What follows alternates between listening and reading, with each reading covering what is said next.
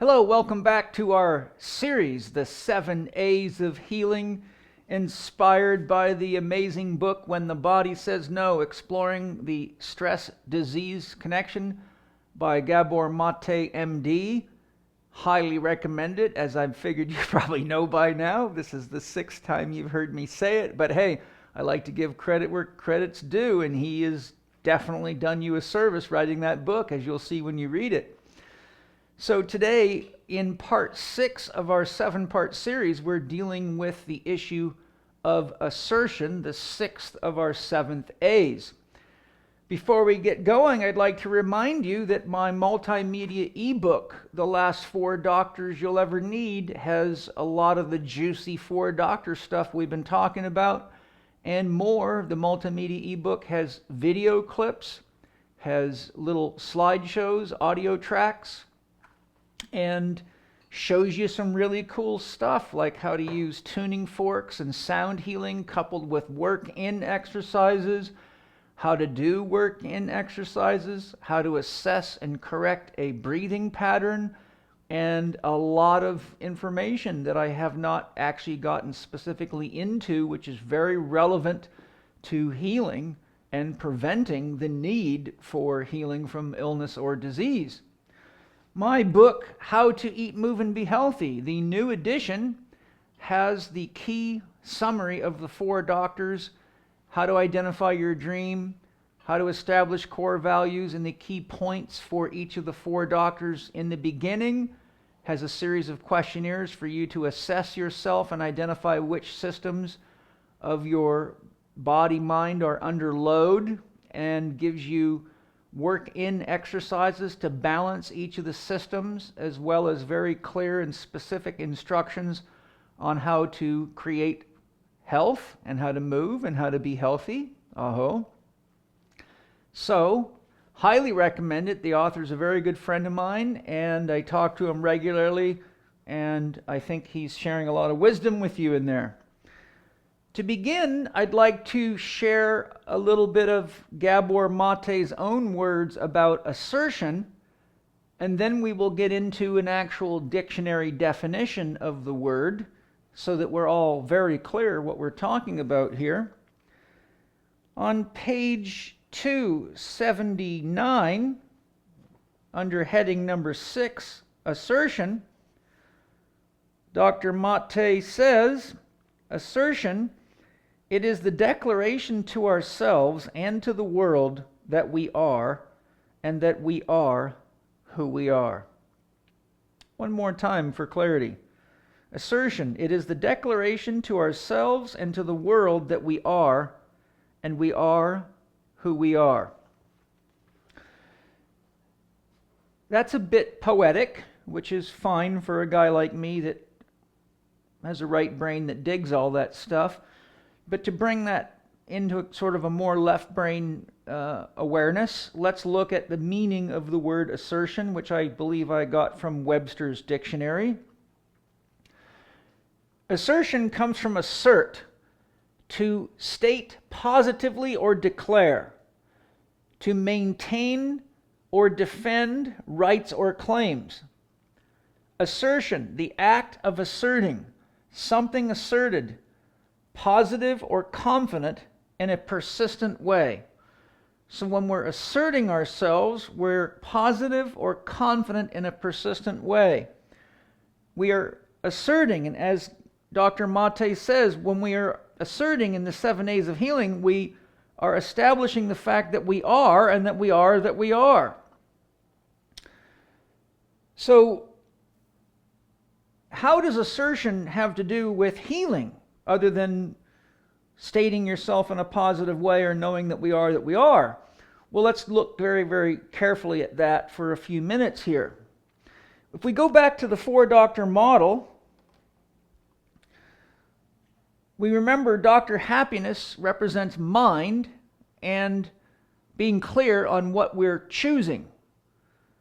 Later, I'll expand on that a little bit.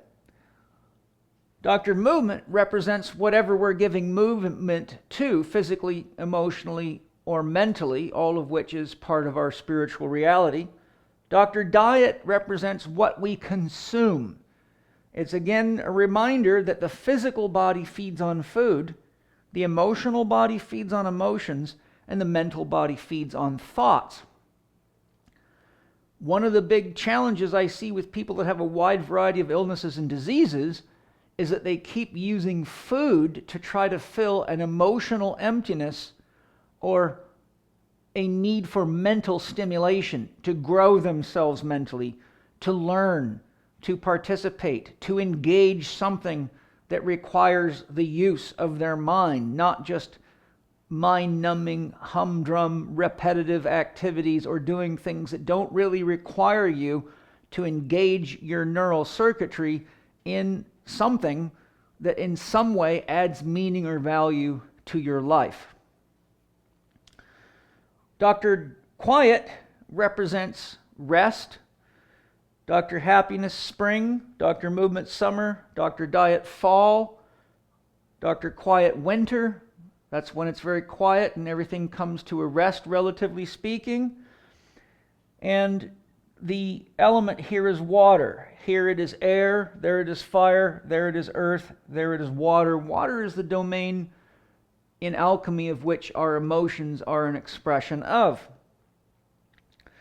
So when it comes to asserting ourselves, we have to have some clear definition of what it is that we want or who we represent. This is what it means to have a dream in support of core values. As I've said a number of times, your yes has no value until you learn to say no, and until you're conscious of your own core values, you don't know when to say no and when to say yes. So what we want to do is we want to remember that it's very, very important to establish a dream or a goal or an objective for ourselves. Many people say, well, Paul, I don't know what my dream is. I don't know what my dream is. Well, one of the things you can do is get clear on what your nightmare is. Your nightmare is the one thing in your life that, if effectively addressed, would free up the most energy that would allow you to create your dreams, heal your body, and live the life that you choose to live by doing that. So remember, if you have a big enough dream, you don't need a crisis. So if we're not clear on our dream, and we may have a hard time figuring out what our goal or objective is, if you have some kind of illness or disease, well, then there's a very clear goal or objective to heal. If we don't have a big enough dream, we can look at what our nightmare is, or we can establish a goal or an objective that somehow adds nourishment to our life, adds value and meaning. That goal may be changing the shape of your body. It may be earning a better living or creating more abundance and prosperity in your life. It may be to find your lover or your soulmate. It may be to build a new home. It may be to have children. It could be any number of things. It could be a long list of athletic goals. It could be emotional self-management goals. It could be mental development, career development. The key thing to remember is that quantum physics shows us that potential is everywhere in a wave state or a state of possibility, and that what we learn is whatever we put our awareness on collapses the wave function and manifests so the wave becomes a particle or something tangible. If we're not conscious of how we're using our mind, then what happens is we are acting out unconscious choices and unconscious behaviors.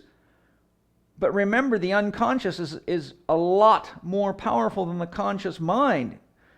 Think of, how much horsepower you can have in a car. If you're unconscious, you can easily kill yourself with all that power.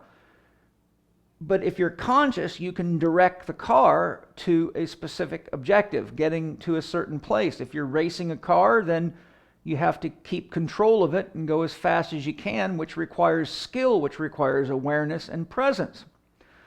So the key thing is, what we learn from quantum physics is that wherever we direct our attention, we put potential into tension, which means we now move from pure potential into the Tai Chi symbol, which I took out of there.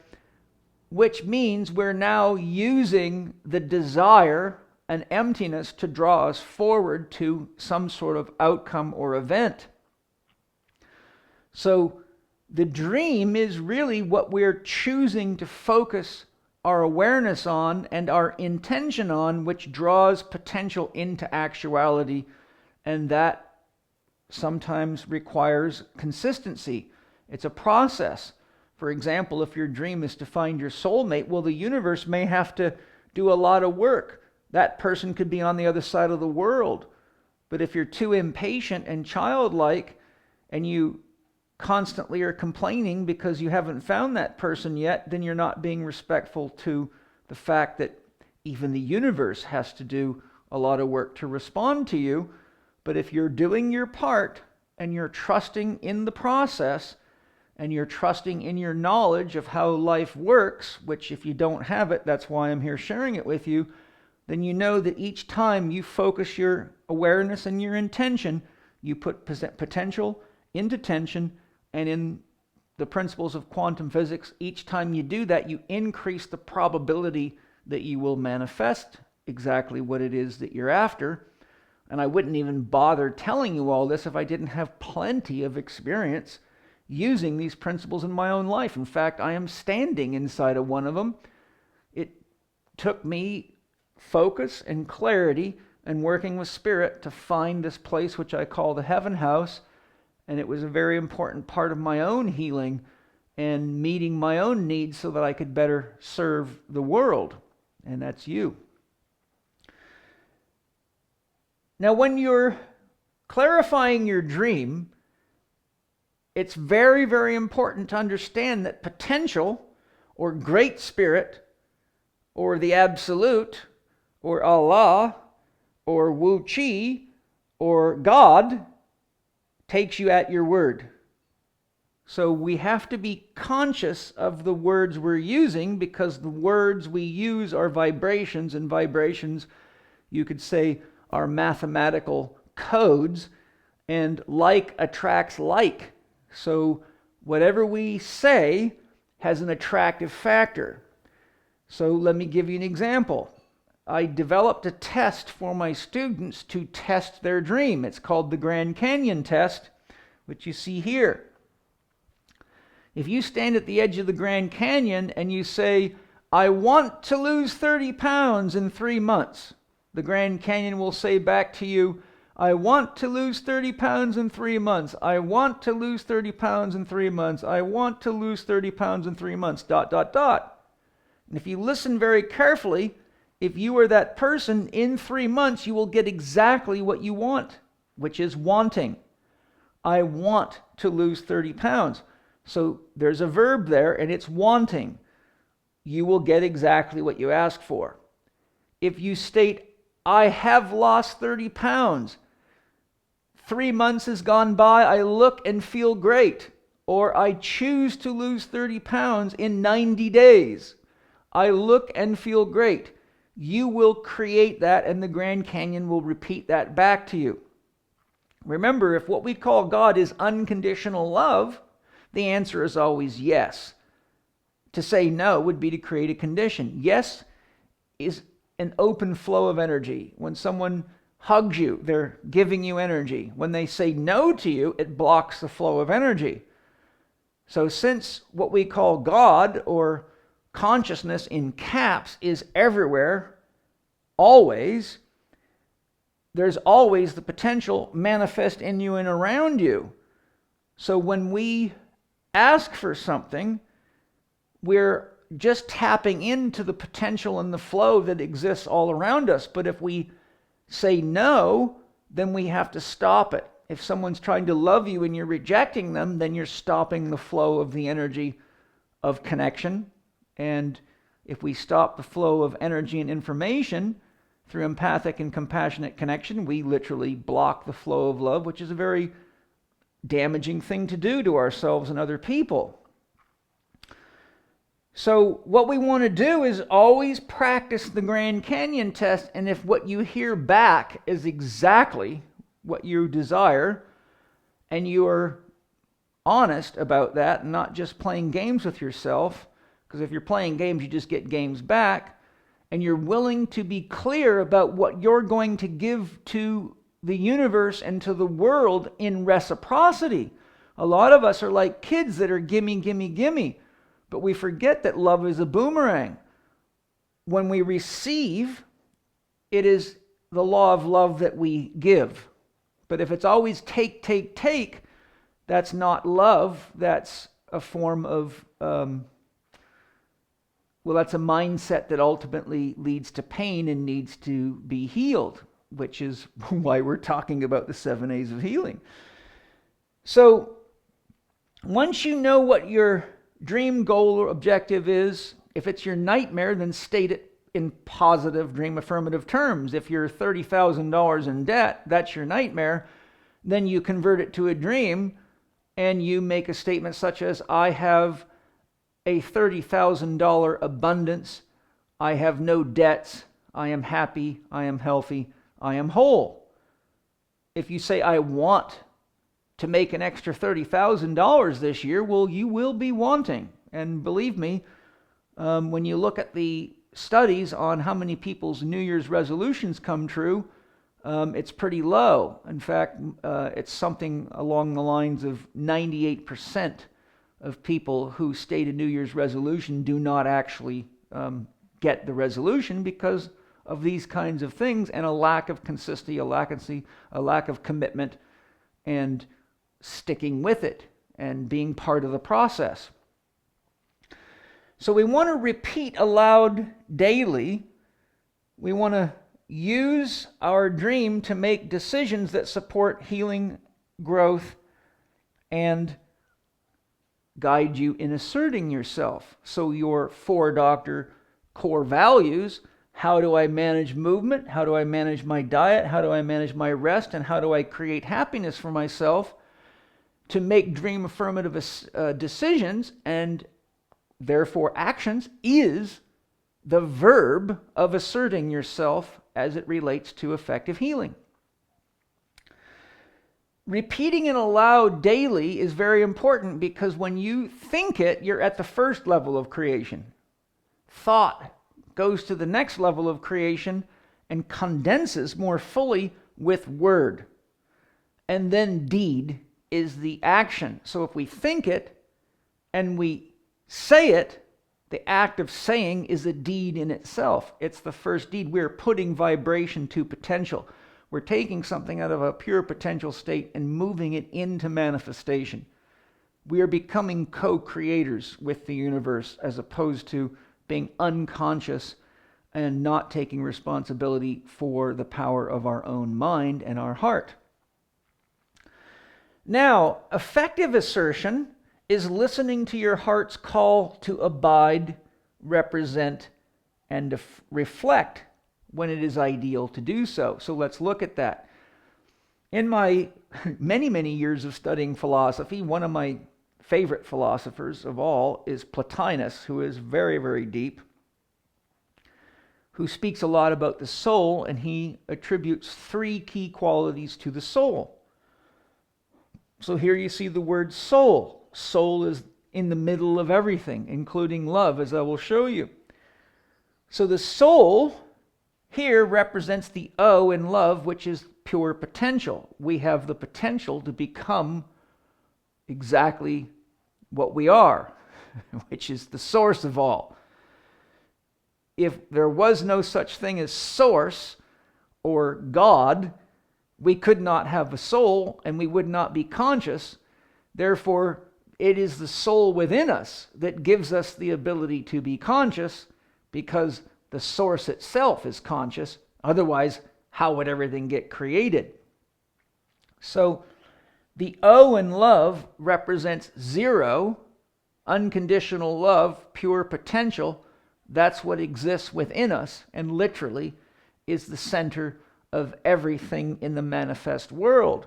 L stands for life, and we must have the desire to live. When people don't have the desire to live, they stop caring for themselves. And one of the signs not in everybody, but in many, is that they get diseases and have to make a choice whether they want to live, and the 7 A's of healing is how you affirm that choice and take action on it. So L stands for life. We must have the desire to live.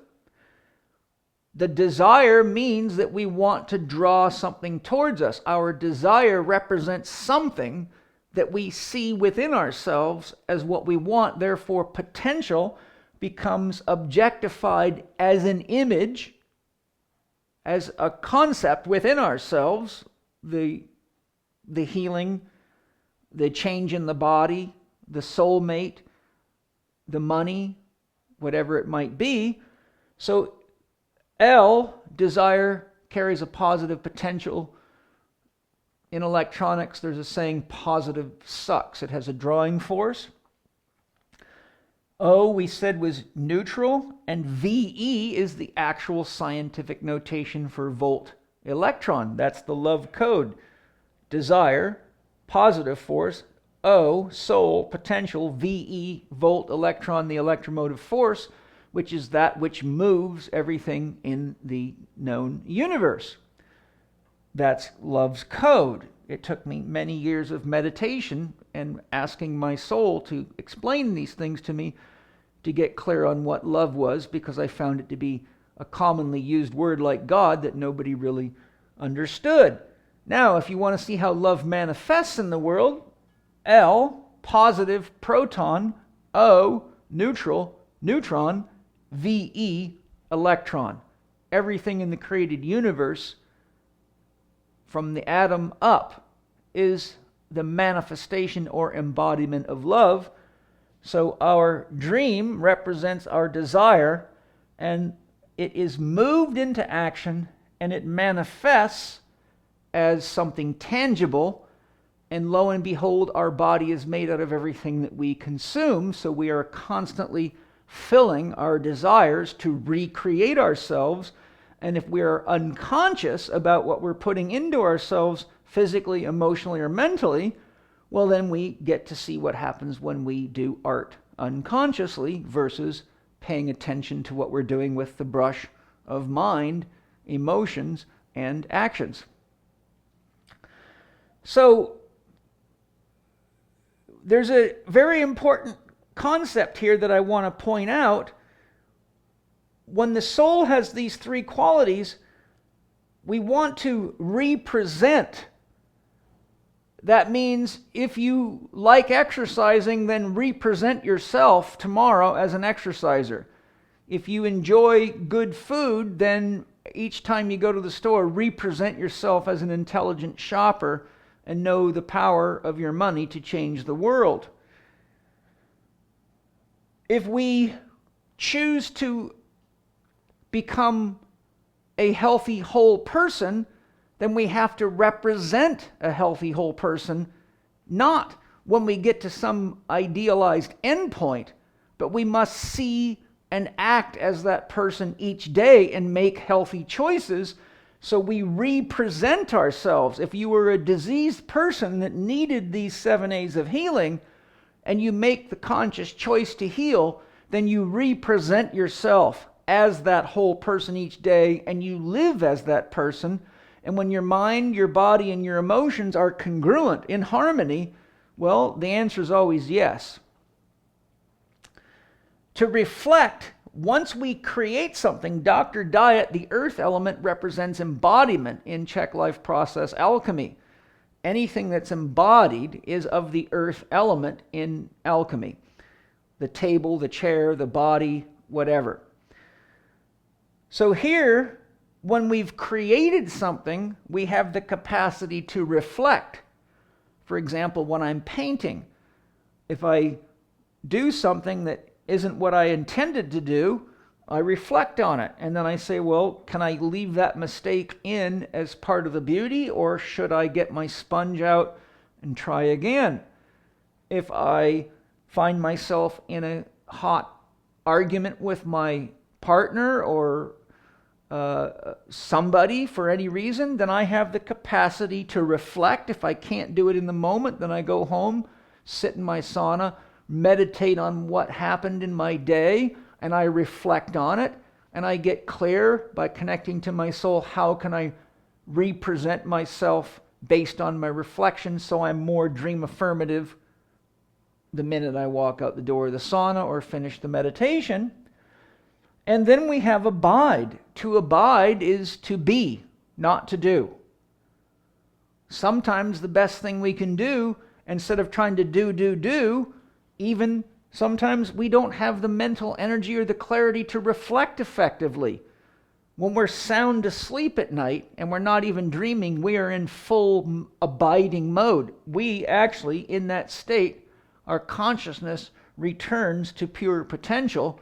So we drink from the well of the divine in deep dreamless sleep. Our mind shuts off, and therefore our body is free of all the labors of our thoughts that are often the key element in producing our illnesses and diseases. So to abide means to give yourself time to just be, to have no desired outcome. It might be just relaxing, watching a movie with no attachment, just pure joy. It might be sitting quietly. It might be laying down. It could be taking a nap. For me, I go home at night sometimes after a busy day and dealing with complicated cases and multiple businesses. I don't even have the energy to do any kind of meditation that takes any energy, and I don't even want to watch my thoughts because that's an active process. So I listen to my soul and I go into abiding, and I just sleep with one eye open and witness the beauty within myself. And within yourself is the whole universe, so there's a lot to see in there. So to review, Dr. Happiness is choosing what we represent as our dream, goal, or objective, and what we choose to represent to the world each day in relationship to self or other. Dr. Diet represents the results of our choices. Dr. Happiness is what I call the archer. That can be turned into an arrow quite nicely. Once you release the arrow of a thought, if you criticize somebody, I don't care if they're on the other side of the world, thought moves at the speed of now. It's faster than light. Some researchers say that one thought wraps itself around the globe 7 times a second.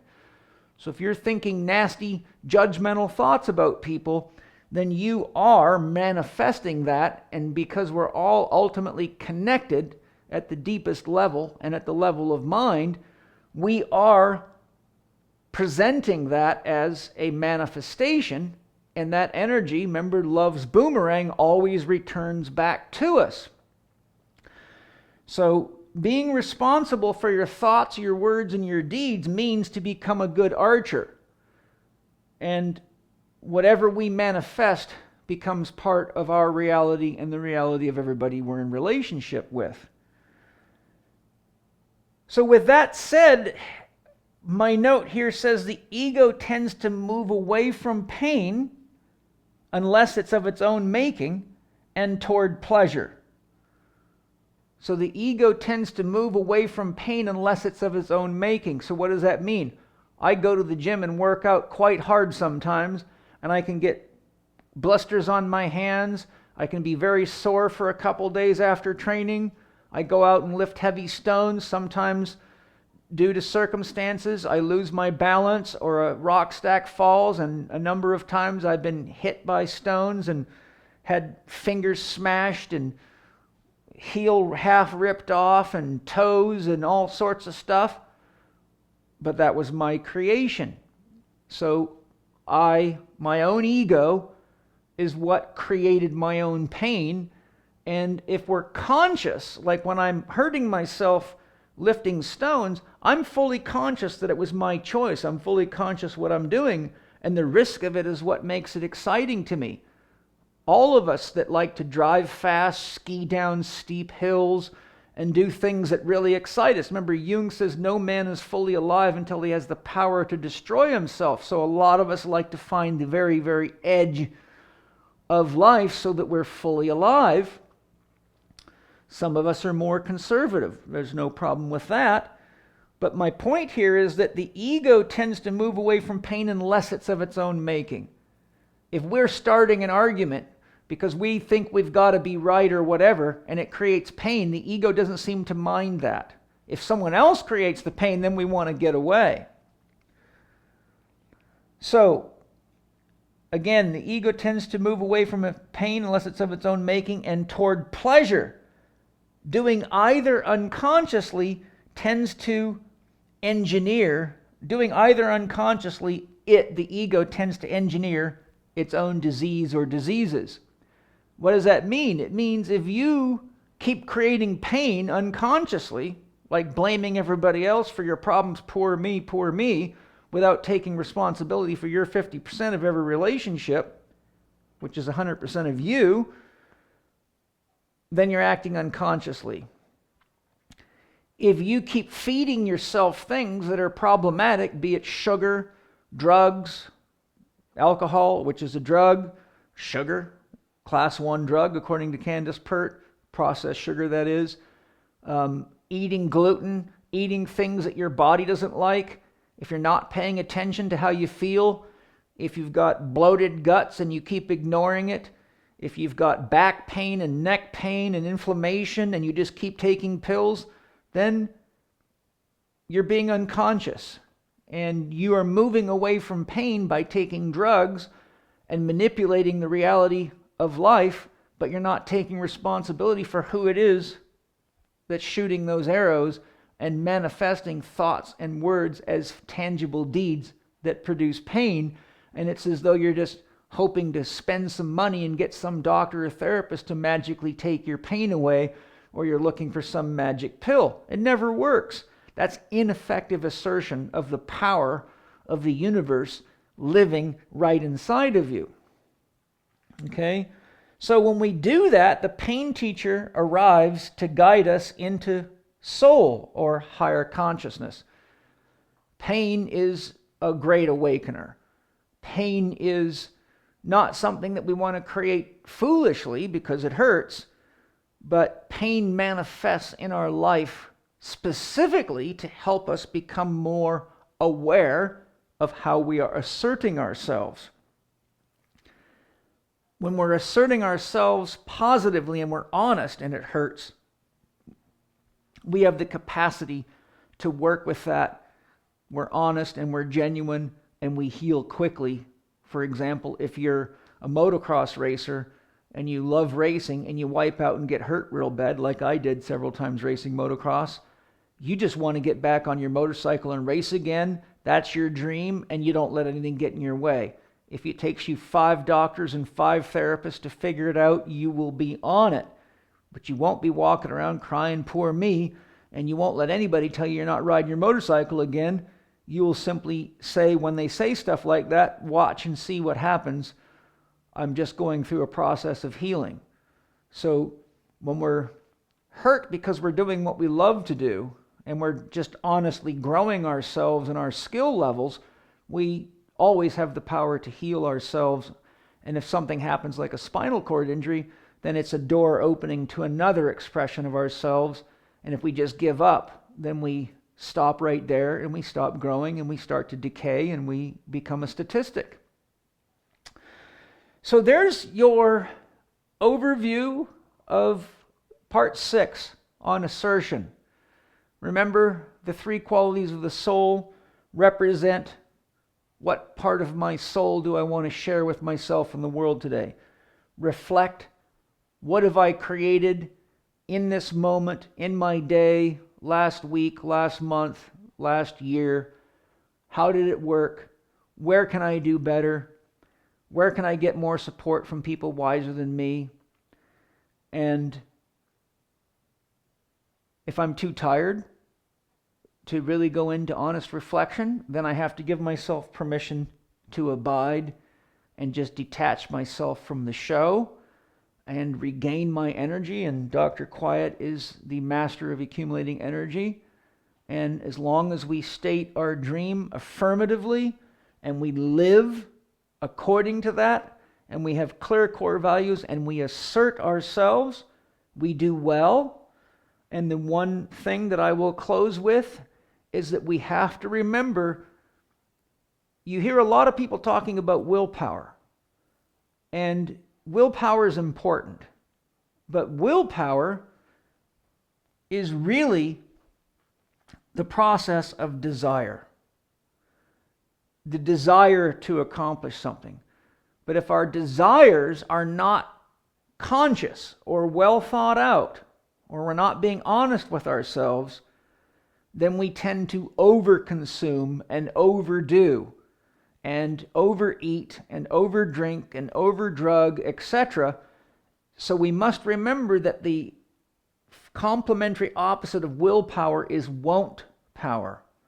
And that's where effectively asserting ourselves is just as real.